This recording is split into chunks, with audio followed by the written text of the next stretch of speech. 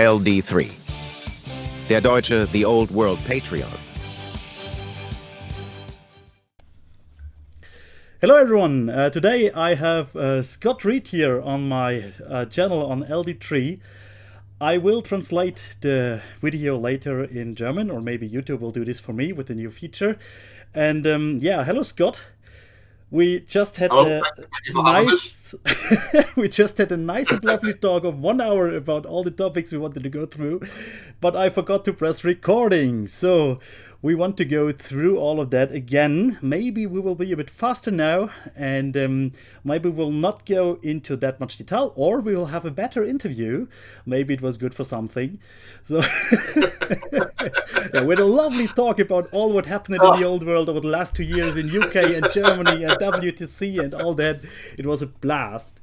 And let's go through that again. Scott, maybe briefly introduce yourself for the international audience who does not know you yet. So, my name is Scott Reid. I'm part of a small group called Forgotten North in the UK. We're based in Newcastle. Myself, Andy Stan, we're a group of tournament organisers who run between 3 and 4 GTs, or 2 GTs every year. We run a narrative event, and we've just recently hosted the UK Masters. Aside from that, last year I was, and this year I am currently a member of Team England and normally a Toon King player. That's nice. About as succinct as I get. So you said you're from Forgotten North and you organized 4 GTs. One small question.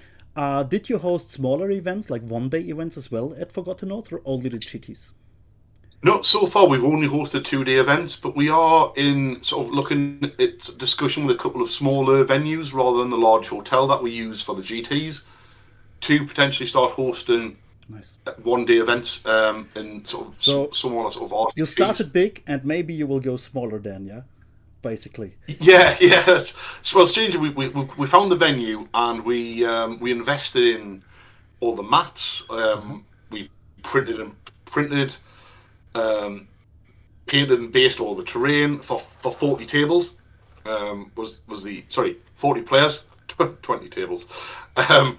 For our first event was that's a lot of scenery. I don't want to paint that much more scenery. Was 28 people. Not long after Old World started, and then since then we evolved to sell out at 40 man, and it sold out within 38 minutes of going live. The second yes. The second GT was incredible. I saw this. It was advertised on Discord, and I started to talk with Dave Brewdog about that. Yeah. And I really considered to go there, but then I didn't have the time, and I don't know. I couldn't talk to my wife and all that, and it was gone. Oh, if you do have a fancy coming across the UK for an event, like, please let us know. I will do my best to hold a ticket for you or something. But we'd absolutely love to have you come across. I think I can only play 1 or 2 international events per year, but surely I would love to come to the UK. Yeah, so our last one sold out at 60 man, and our next one in May is already sold out at 60 man. We'll have a narrative that we're going to host in the Derby area in July, but our next GT is in November. Okay. Tickets aren't out for that one yet, but that will be another 60-man event. But it's great that you have 60 people coming regularly to your events, or that you have events that big in the UK. And maybe can you tell us what was the goal when you started organizing the Forgotten North tournaments, or how was the transition from other systems, or how did you guys get into tournaments for the Old World? So we sort of, Stan, Andy, and I particularly, and actually we're in a fortunate position that there's actually quite a large active scene in the northeast of England of 8th edition players, but no venue and no tournaments held really in the northeast other than one days that Andy would run in sort of church halls, or maximum between 12 and 18 people kind of thing. So we would travel the length and breadth of the UK to attend 8th edition events. So we would road trip to Exeter to attend events. Sorry, not Exeter. Sorry, Essex. Apologies, getting those confused. Essex to attend events. We would travel to Cardiff to attend events, and we'd also travel right up to Inverness in the north end of Scotland to attend events. Sort of 6 hours in any direction from from Newcastle. When is So when the the time to whole have world- that? But we just talked about it earlier that you will always saw, or you always saw still the same faces. So the community Yeah. was pretty small, but everyone was willing to Honest. travel a lot to Yeah. be able to play. And because, I mean, of course, you were a dying species, right? It was the leftover people Yeah. in the system, and they were very eager to play the game, so they wanted to play it and they were eager to travel. It's great. It's wonderful. Yeah, and then it wasn't not so much in the north of England, but sort of in the Midlands. I believe there was also still a really quite active sixth edition community, which sort of Tom and Rich and they were involved in. Now I never attend any of those events because I was an eighth edition player, particularly.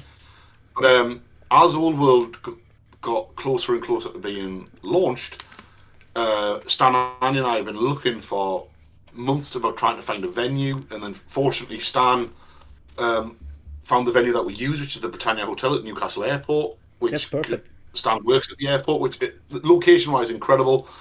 You can get there by rail. The public transport gets it easy. It's got on-site and free parking for all attendees, and naturally people can fly into it as well, which we've had multiple people do because.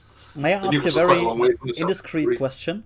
Because we have such venues here as well, but in Germany, for example, a friend of mine or colleague from the Old World community was trying to organize some nice tournament for the Old World, like a big tournament, and he had to pay around 2,000 euros for the venue. And in Germany, the venue prices are like skyrocketing. Another tournament organizer from Frankfurt had the same problem. He was not able to get a venue at a reasonable price. We had that. That's exactly the problem we had for so long. That's why we fortunately found this venue, and we're never going to probably leave it because that was the kind of price we were looking at, which was just too expensive to use because we couldn't charge that much for tickets. Like that's not fair, and people wouldn't pay it. Yeah. To cover the cost, and that's all we're looking for. No one pays. Frederick tried this, and I have to say, we will come back later to the WTC tournament.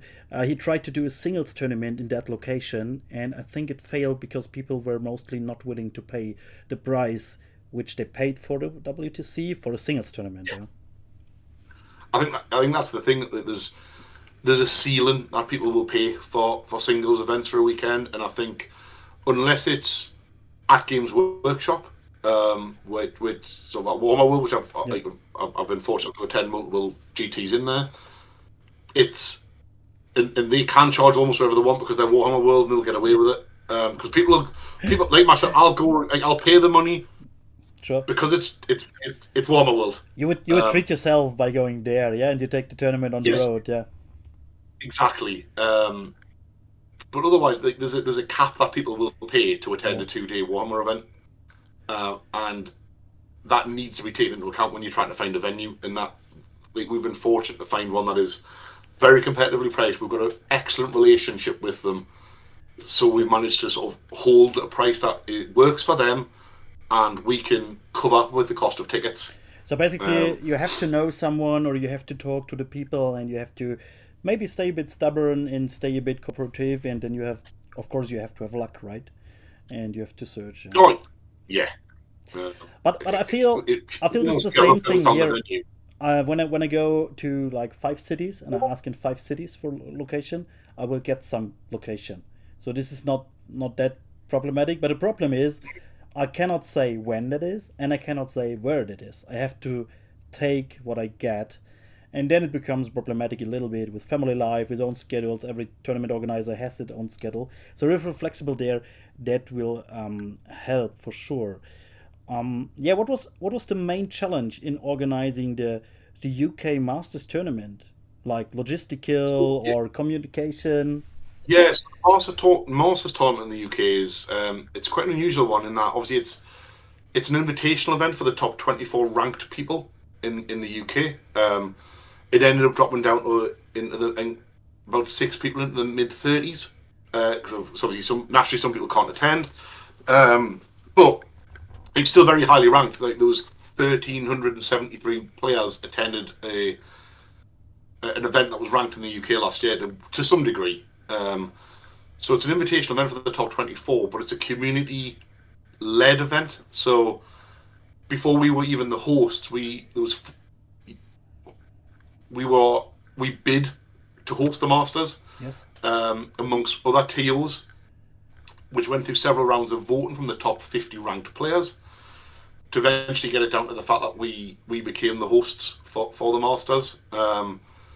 It was then because it was the first one as well, so I'm sure it'll be a bit smoother for the people who sort of follow, which will be nice for them.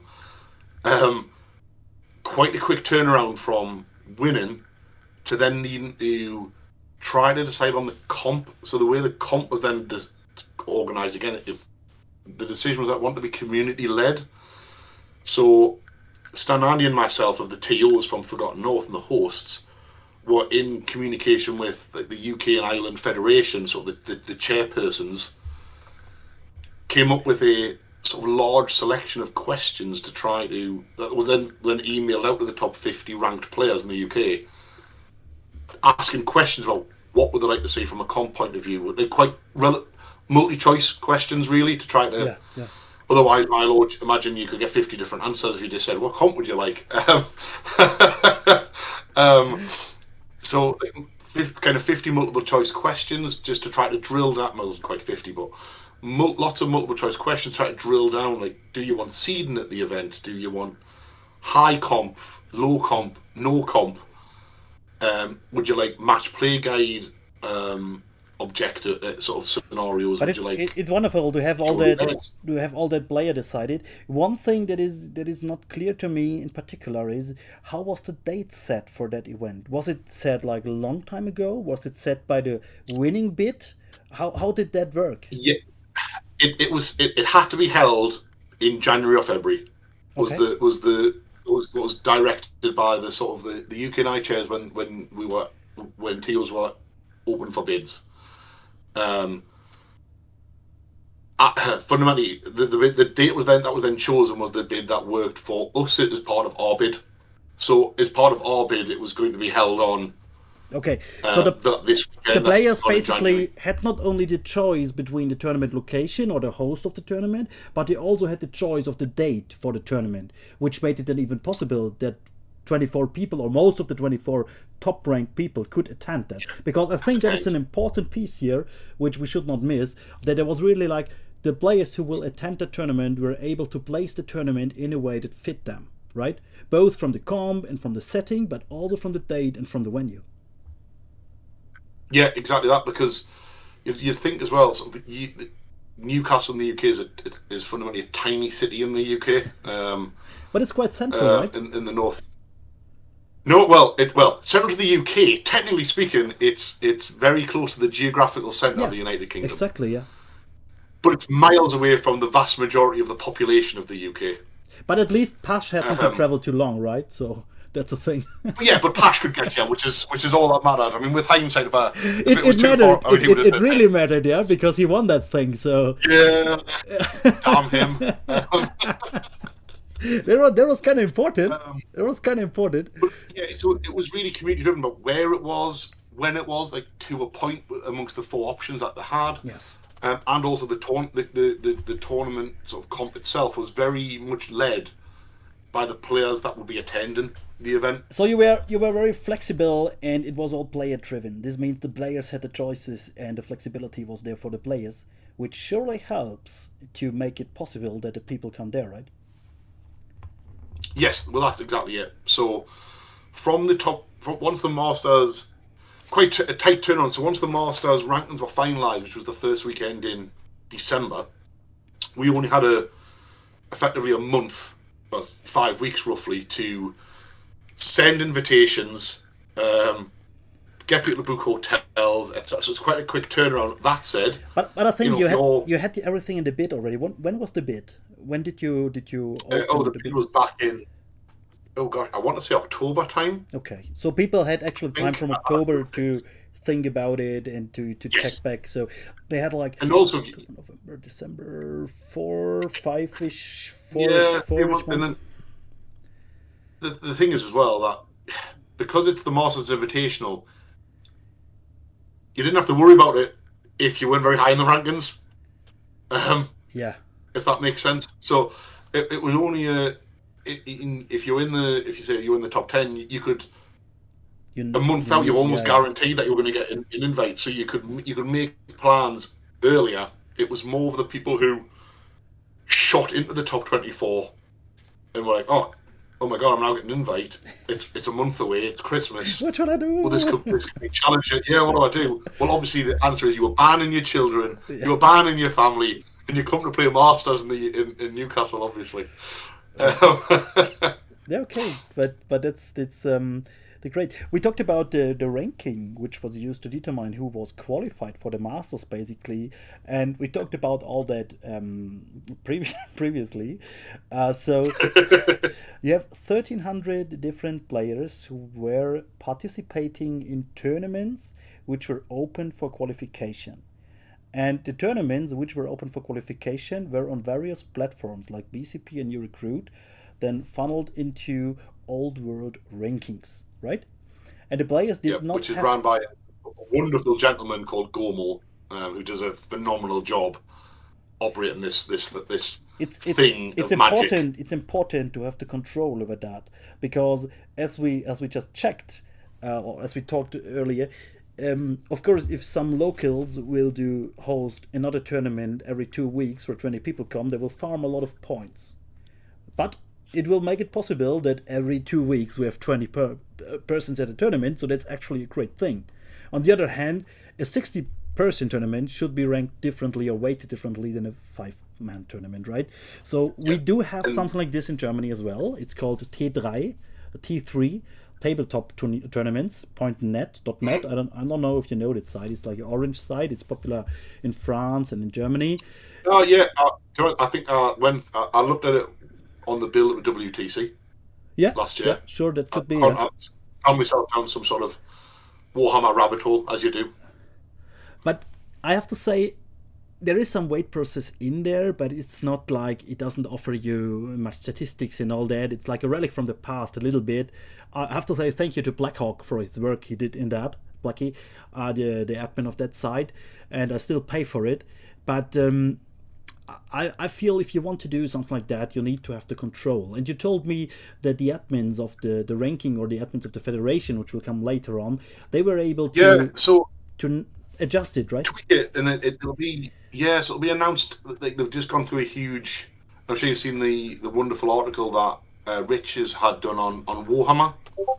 That was sort of a real community-led, obviously questionnaire that was just completely public across the UK. Got sort of several hundred responses, which is excellent. Obviously, the more the merrier, and that's hopefully going to lead the federation to make decisions that are fundamentally community led and to make the best for the community.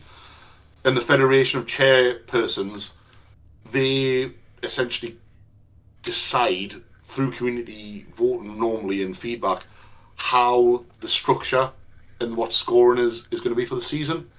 But then once that's set, it's set for the year and can't be adjusted. Sure. Yeah. So it's similar to what Arvid did here in Belgium, or not here, but near to us in Belgium. They also have a single player ranking which they base the WTC squad on. So they do not do a Masters tournament, but instead I think the top 8 or top 10, top 15 people of that ranking, they vote for the captain. Yeah. So that's also a method to use a ranking there. Similar, yeah. And exactly in Germany, we do not have something like this yet. So we don't have a centralized ranking with it, which is just used for something, because you will have a lot of rankings in your Recruit, in T3 and somewhere else, but we do not use that ranking yet. So it's surely a good thing to motivate people to go repeatedly to tournaments if you have something to make use of this ranking, right? Oh, yeah, definitely. And the other thing is actually the Masters ranking isn't actually linked to Team England. Yeah. Although the chair, the England and the UK chairs sort of govern the Masters, other than putting into place the captains and being part of some sort of decisions, they don't really.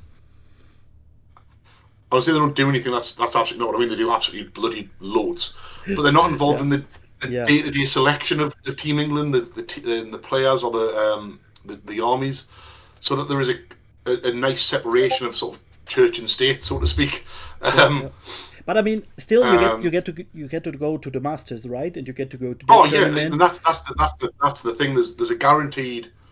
It's called Masters rankings for a reason, because at the end of it, it's basically the top 24 people. UK championship. If you want it like this, you have a nationwide UK championship, which is fought over on the UK Masters. Well, and this is based on the ranking. Exactly. Yeah, and it's a wonderful thing As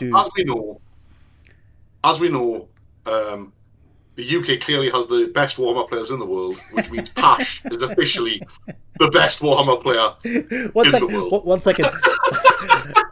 England has officially the best 8. Pash is not in England, but yeah. Okay. Congratulations to Pash at this point for rocking the Masters. He did a phenomenal job, to be fair. Yeah. God damn him. All because he could attend, because he placed it in Newcastle. Yeah, great. But, I know. I think he would have. Pash, I'm sure he would have attended anywhere. Yeah. I'm just making fun here, but yeah, great run of him in the tournament, which we could follow in the live stream. It was very professional, and you already mentioned. Yeah, Richie at Dowie After Dark did an amazing. The stream is amazing for anyone who sort of wants to go back and watch some of the games. He did a remarkable job. He's essentially an honorary member of Forgotten North, and the fact that he comes up and streams all of our events, and we just pay for a hotel room for him and buy him some beer. Great. Yeah, wonderful to have that professionality. It's amazing. He does an incredible job. And we were talking earlier, like anything that engages the wider community is just a good thing. Anything that makes the hobby more accessible, shows people the positives of the hobby. Like that's what you want. Yeah, exactly. We just talked about the role of the Federation in setting up the path to the Masters. Basically, they made the outline, they made the process, but the players determined everything. And then we talked about Team England. And Team England is not linked to the UK Masters, but it's surely linked to the England Federation, which is a different thing than the UK Masters, right? So you had you had multiple bodies. The chairman of Team England is part of the UK Federation. On the UK Federation, as is the vice chairman. Same for Scotland, Wales, and Ireland.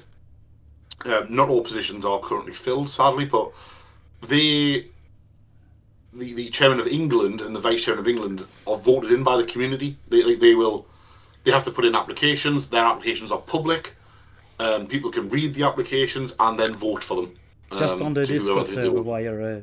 Yeah, purely on all on the Team England Discord server, which is open to all. If you want to be involved in Team England, it's there. Sort of see what we're doing, but it's that's open to public vote. It's then the job of the chairman to facilitate the appointment of the Team England. I call it leadership team. It's the team chairman. The team captain and the team manager, fundamentally, and some of that sort of non-playing staff. Basically, again, Davi of the Dark and Krunmog, Richie and Tom, basically, in this case, I think. Yeah, and Alex, who sort of is our non-playing team manager, who just facilitates sort of what we do as a team so remarkably well. But they have to apply for that position. It goes to, the wider public via the Discord, who votes in the team captain, the team vice captain, and the team manager. So we already have five pairs of shoulders alone for England, which you can distribute work on both for the WTC and for the UK Masters. And then in addition, you have the tournament organizers in Forgotten North, like you, Andy, and Stan. And then, of course, let's not downplay here the role of Ollie and Pash and all the guys in the surrounding countries, which also contribute to all the work that is put into the Masters, into the rankings and all that, and into the community. And all of the TOs across the country. There's so many small. Small sounds very derogatory, but I don't mean it that way. There's so many just events going on in the UK. Yeah. And anyone who runs an event, hats off to you, because it's you're doing it probably off your own back. You don't gain anything from it. personally, I enjoy running events. You get a lot of work and a lot of bad feedback for sure. So the more people are out there running, I mean, everyone hates you because you're never really going to make a decision that they don't appreciate. But you know, anyone who runs an event, like genuinely, like thank you, because you're helping to build the hobby. Absolutely, yeah. At beginner level, masters level, it doesn't matter, because we're all just people enjoying a hobby that we love. But they all build into this. That all goes into the masters. The Team England sort of leadership team isn't involved in anything to do with the masters. The only sort of joint link is the UK and I chair federation, who govern the masters rankings and how they're distributed. Then it's not really touched again until it comes to appointing a host for the masters. Yeah.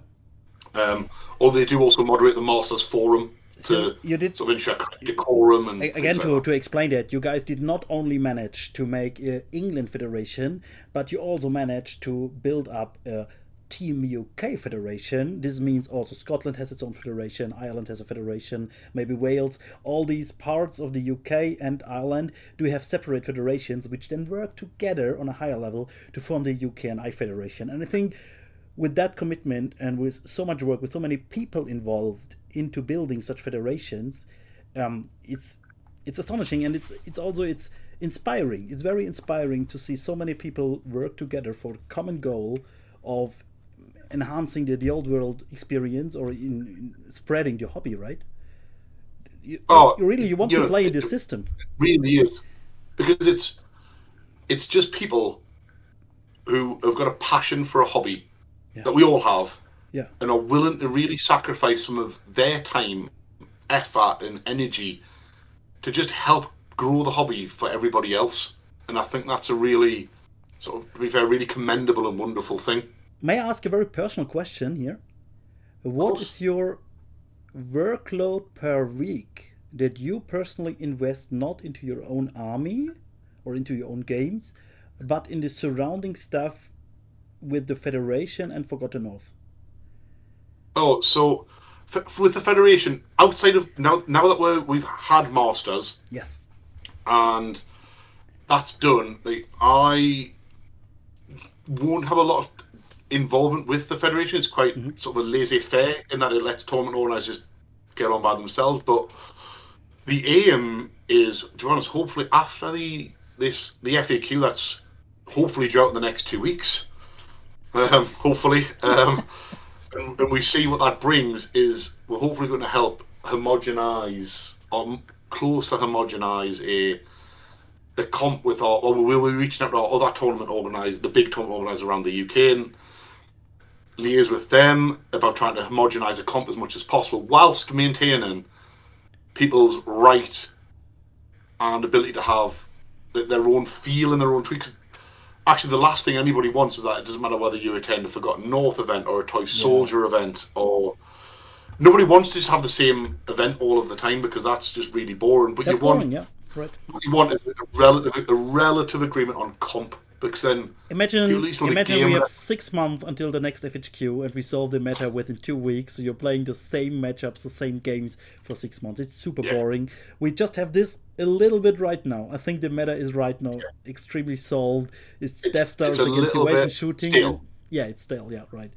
But what you say there is very interesting, because we talked about the build-up for the UK Masters did allow, or does still allow, and probably will allow, as you said, with the freedom, completely different comp for the different tournaments which are used to determine the ranking, right? So right now there is nothing in power. So at the minute it doesn't matter if you're for example, the Square Based in Nottingham runs events every couple of weeks. Obviously they are the developers of the Renegade packs and things like that. Now I'm personally not a fan. I prefer just GW rules, and then that's my opinion. You're playing Undead, right? Yeah, but I have a Chaos Dwarf army as well, though, and I'm building the Skaven army. So that's bold. That's bold. I'm not averse to. I'm going to have this on there, but less said about that, the better, obviously. No, I don't know if it's just because I played 8th edition for so long, and obviously that did have a lot of community involvement over the years because it was an unsupported game. I'm now just so happy and passionate about playing a supported live game of version of Warhammer that I just want to play the supported rules. Yeah. Now, whether that means legacy or a little bit rubbish, or at times, which if you take away, I think VC are incredibly VC are the strongest army in the game, with the exception of uncomped Cathay. Yeah. Currently. We talked just about this. A lot of people do not know how well balanced the old world actually is, even if we talk about it that it is badly, or it's balanced in the communities, and we have to fix this and that, and we need comp here and there and all that. It was way worse. But I think that it was way worse does not mean that we cannot make it better, because I played mostly fan editions like Warhammer Community Edition and all that, and I'm used to almost perfect balance, with the different systems. I never played the 9th Age. We come maybe shortly back to the 9th Age later, but I still feel that you can do some stuff. But once again, it's personal taste, and if you don't need that comp, you do not want that comp, why should you play with that? You can play all that, and you can still contribute to the ranking, which is interesting. You'll need some mechanics in place, of course, to make sure that not single persons in small areas will farm themselves upwards in the ranking. So you'll need to have some rules for that, which are determined by the Federation in coordination with player feedback, right? Players give feedback, and you build that together. Exactly. Every year, the Federation opens up sort of a load of questionnaires, which is sort of the basis of the that Warhammer document that Rich produced, which is again fantastic work. That will all the findings behind that and the wider questionnaires for that will go into the Federation's decisions on how different types of tournament sizes or gain points, and whether tournaments that use renegade packs, for example, and non-GW rules, whether they are eligible for masters, or whether they're at reduced rate, or whether they're just it's fine regardless. That is the decision that they will make based on community feedback, though. I think it's very important. But this also means you need full control of the ranking process or of the ranking software. So as we talked about T3 on Germany, the website, where we cannot adjust all the small things. You're lucky that you have old world rankings where you can adjust freely as you want, right? I say for example, I'm not a software engineer. I don't know really anything how it goes in the background. But the gentleman who runs it, called Gomo, who I actually believe is Australian, does a remarkable job, and he's more than happy to have a very close relationship with the Federation and the chairman there about how they can tweak things behind the scenes. So I think the whole thing is really phenomenal. I have to say, very big shout out to the very few people who actually make it possible to run the old world as we run it. Be it Flammable Hero, being LV in France, all the people that do their own website, Gescheit in Germany, with the old world builder, all the data admins on the new recruit, Warhols, Waco, Locked, whoever. Those are the real heroes. Those wizards are the people that make the hobby doable. Absolutely. They are the people who genuinely allow the rest of us to play the hobby in the way we play it, you're right. They are like the almost unsung heroes of the whole thing. Without those guys, we probably wouldn't be having this conversation now. Yeah, true. And it's super great that you guys connected each other, and you guys are connected in the Federation. You brought a lot of shoulders together, a lot of hands at the tables to work on these issues. LD3. Der Deutsche, the Old World Patreon.